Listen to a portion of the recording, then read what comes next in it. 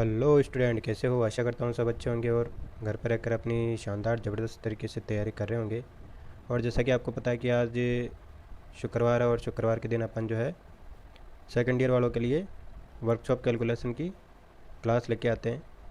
और जैसा कि आपको पता है कि पिछली क्लास में अपन ने बाइनरी संख्या प्रणाली को डेसिमल संख्या प्रणाली में बदलना सीखा था और उसके अपन ने क्वेश्चन भी किए थे। और इसी को आगे बढ़ाते हुए अपन आज ऑक्टल जो संख्या प्रणाली है उसको डेसिमल संख्या प्रणाली में बदलना सीखेंगे।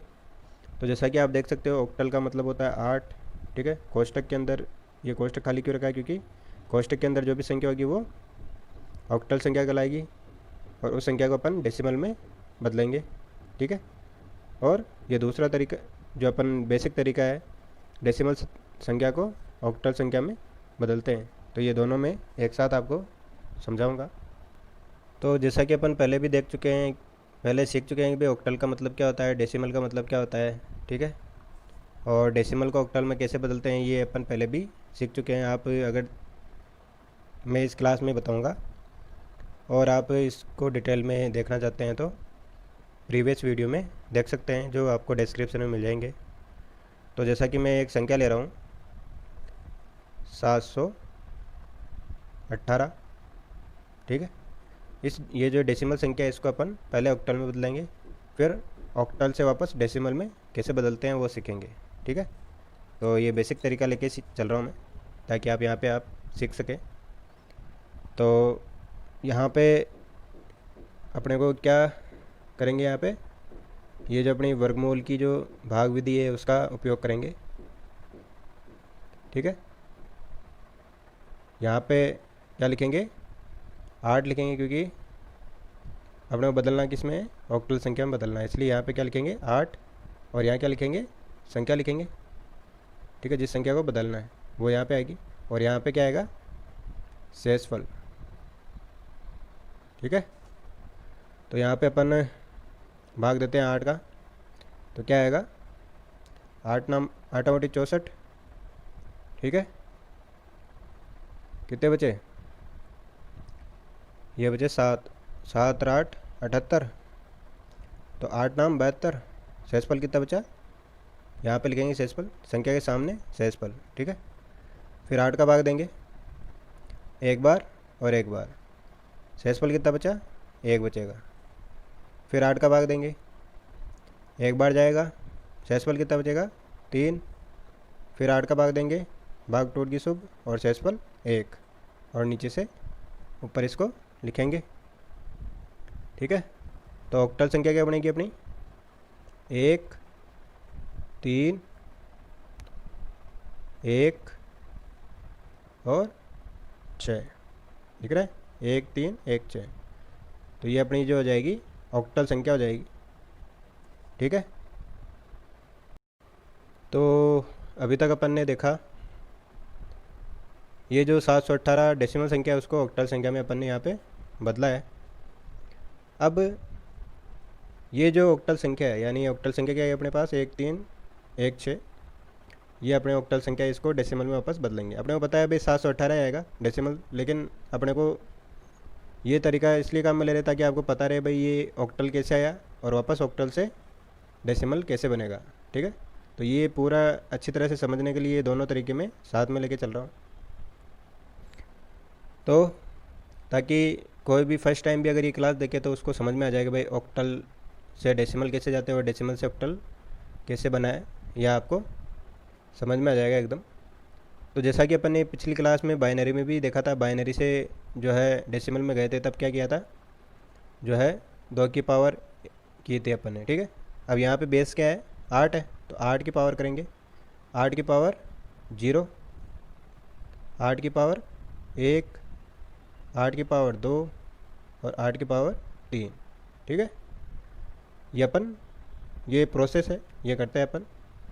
ये जो आधार है 8 है, इसको लिख दिया सबके नीचे और उसकी पावर लगा दी 0 1 2 3। ठीक है, तो किसी भी संख्या की पावर 0 हो तो अपने को पता है भाई किसी भी संख्या की पावर 0 हो तो उसका मान कितना होता है? 1। तो इस पूरी संख्या का मान क्या हो जाएगा? 1 हो जाएगा। तो इसको अपने को पहले डिटेल से लिख लेते हैं।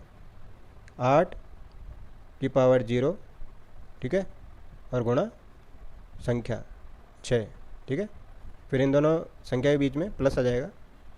फिर 8 की पावर 1 गुणा संख्या 1 प्लस फिर 8 की पावर 2 गुणा संख्या यानी 3 प्लस फिर 8 की पावर 3 गुणा संख्या, ठीक है। इस प्रकार से लिख देंगे। अब इनको हल कर लेते हैं।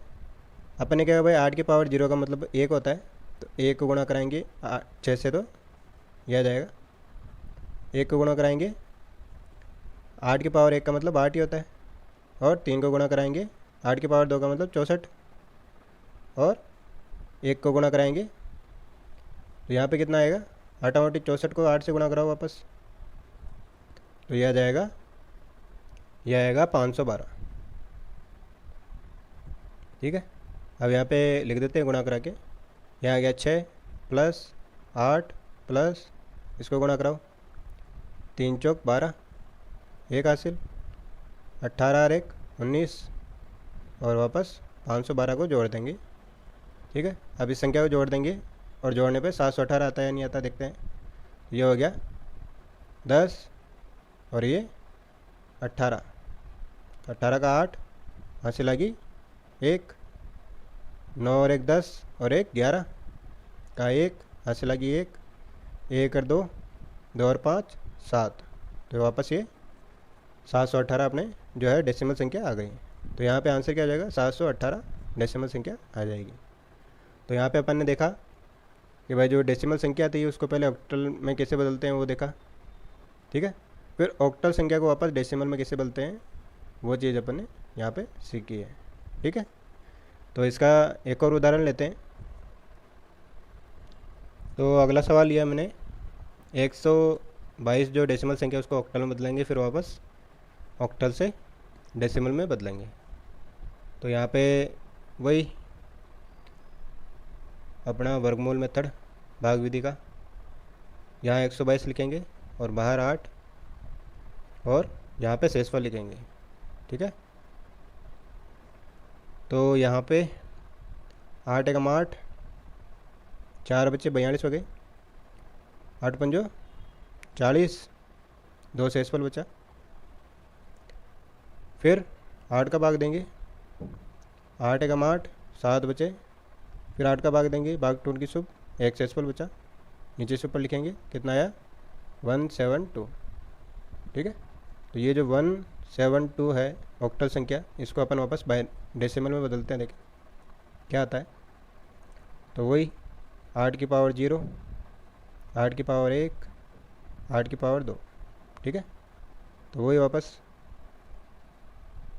ये जो संख्या है पावर वाली वो उसको लिख देंगे 8 की पावर 0 इंटू 2 प्लस 8 की पावर 1 गुणा 7 प्लस 8 की पावर 2 गुणा 1, ठीक है। तो 8 की पावर 0 का मतलब 1 होता है, गुणा 2 प्लस 8 की पावर 1 का मतलब 8 प्लस इंटू 7 प्लस 8 की पावर 2 का मतलब 64 इंटू 1। तो यहाँ कितना आ जाएगा 2 प्लस यहाँ कितना आ जाएगा 8 7 56 प्लस 64 एकम 64, ठीक है। इनको जोड़ने पे वापस कितना आएगा देखते हैं, 122 आता है। ये हो जाएगा 10 और 2 12 का 2 हासिल लगी 1, 4 6 12, ठीक है। तो यहाँ पे आ गया 122 जो है डेसिमल संख्या आ गई है, ठीक है। तो यहाँ पे अपन देख सकते हैं। तो यहाँ पे आज अपन ने सीखा है कि ऑक्टल संख्या को डेसिमल में कैसे बदलते हैं और डेसिमल संख्या को ऑक्टल में कैसे बदलते हैं। ये आज अपन ने 2 एग्जाम्पल से सीखा है और यही प्रोसेस है। आपको अगर तरीका समझ में आ गया तो क्वेश्चन आपका कोई सा भी हो आपको दिक्कत नहीं आएगी, ठीक है। आपको अगर ऐसे ही सवाल आ जाए ऑक्टल से डेसिमल, ठीक है, तो ये आपको तरीका ध्यान में होना चाहिए। भाई पहली संख्या जो है वो आधार की घात की 0 होगी, दूसरी संख्या आधार की घात 1 होगी, तीसरी संख्या आधार की घात 2 होगी और चौथी संख्या जो है आधार की घात 3 होगी। आधार की घात क्यों बोल रहा हूँ, क्योंकि यहाँ जो आधार है वो चेंज होता रहता है, ठीक है। ये सभी के लिए कॉमन है, चाहे वो ऑक्टल हो, चाहे बाइनरी हो, चाहे जो है अपना हेक्साडेसिमल हो, ठीक है। तो यहाँ पे यही तरीका रहेगा। ठीक है, आशा करता हूँ आपको ये जो है तरीका समझ में आया होगा। अब चलते हैं क्वेश्चन की तरफ जो पिछली बार अपन ने दिए थे।